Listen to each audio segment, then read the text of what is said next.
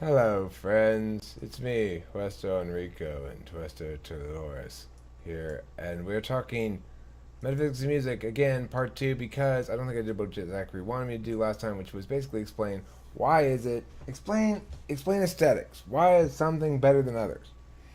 Why can that be? How to what extent is it true? Things have an essence to them, especially. I'm sure a matter of his concern. He likes to argue that things have an essence. In particular, songs in this case would be the thing that would have the essence of identity. That the reason row row row your boat is row row row your boat is because it has a distinct essence associated with its identity. And what does that mean? And what is it, for God's sake? Well, my first thoughts are people want to say something like, well, it's just a concept. But it's not really just a concept, right? A song is not just a concept. It's it's a distinct thing with an identity. It's an entity of some sort. So I think the problem then in answering this kind of questions is it's a frame of reference. It's a frame of reference problem that says that because something is made entirely of meaning, layers of meaning, and is that what you mean by a cookie? Is made up of layers of meaning? It's a layered meaning cookie? Or you mean it's a cookie that we leave behind at the website of life?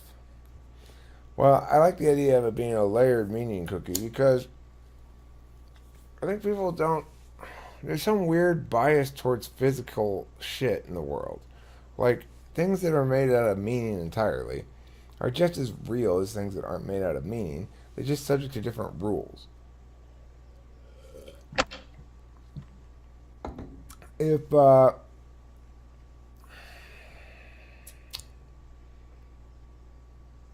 if one were to try to understand a rock purely through the metaphysical world, but what definitively is the rock's meaning, and never actually touch the rock or look at the rock or see the rock or anything, then one would get the impossibility of trying to understand it in that fashion. But it doesn't seem to work the other way around, though it ought to. That people want to apply the reality check metric of the physical world, namely physical realness, to the metaphysical world and deem that the metaphysical world has somehow fallen short.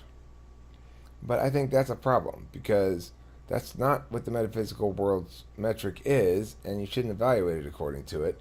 It doesn't make it inferior. If anything, our meaning truths are more important to all of us than are any of the physical realities we are subject to, except when we're in physical pain, in which case we need to make that stop right away, or if we have to work really hard and like use our muscles a lot and stuff. And so anyway, where was I going with this? Going somewhere really important with it. Oh yeah, music, music metaphysics. So uh, yeah, I don't know, dude. I don't know what all that shit is. It's magic. There's no other way to put it. Music is magic. There's no other real answer to it. We all know it. We've all been in those moments when the right song's been playing or whatever, and you just go like, "Fuck yeah, Freebird," whatever it is song you're into, and you feel it, whatever the thing is. There's times when the emotions and the music hit at the right confluence and the right moment, and you're just like, it's perfect. And without the music, it would just be dull and flat. It gives it gives life cinematic scope. All of a sudden, it's like you're in a movie, walking around doing shit, being important. We should have some cinematic background music going on back here too, probably. But we probably get sick of it pretty quick. In actual talking conversation, I don't really like a lot of background noise. It's quite annoying.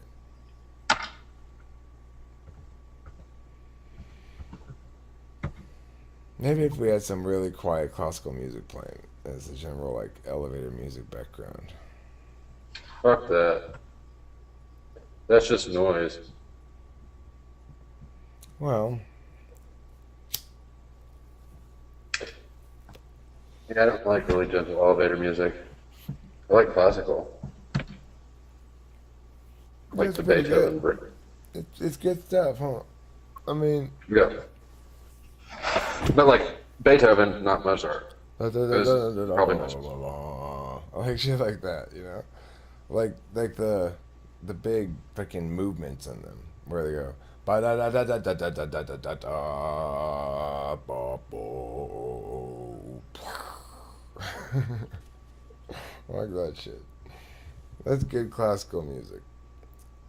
Anyway, so that's it, I guess. Anybody have any thoughts on music? Well, we're talking music here on this metaphysics aftermath of the metaphysics video music conversation.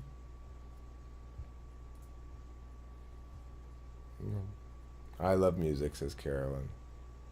That's such an introverted feeler thing to say. That's the ultimate stereotype of the of the introverted feeler. And you say to them something like, "Well, what do you think about this?" They go, "I love that." Oh, that's funny. Fucking emotions, I tell you. Emotions and music are tied in really closely together too. A lot of people make their best shit when they're emotional. A- Anger can sometimes be a good motivator. Anger is one of my favorite songwriting muses. Super effective. It's there's a lot of TE in anger. Yeah, there is. There's a lot of TE in anger. That's right. Well, I mean, and that explains a lot. Okay, so don't be afraid to be angry at your music, but don't be look. But be smart. Don't you gotta let inverted intuition drive that bus. It'll tell you if you're being dorky, and you will be some dorky anyway. You won't be able to avoid it. Be okay with that too. Forgive yourself, but be The careful. fuck embrace that. What? Embrace that shit. Yeah, well, that's part of being careful.